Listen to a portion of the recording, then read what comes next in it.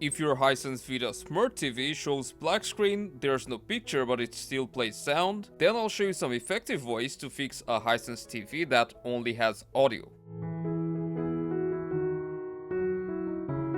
First, we will check if you're having this issue with a specific HDMI device. If that's the case, then what you can do is simply turn off that device and turn it back on. Or you can unplug the device from your TV's HDMI input and then plug it back in properly.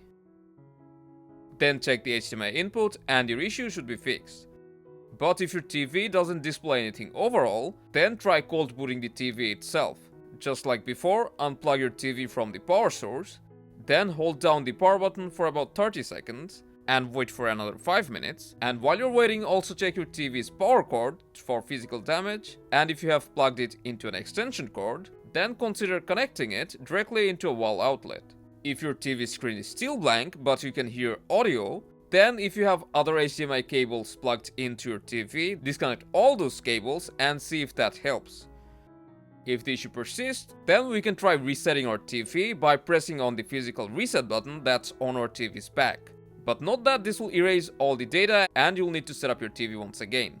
So if you want to proceed, press down on the reset button for about 5 seconds. Then your TV will boot up by itself and hopefully your issue will be resolved. Unfortunately, if you're still stuck with audio only, then this may be a hardware issue and you should contact customer support and get your TV repaired.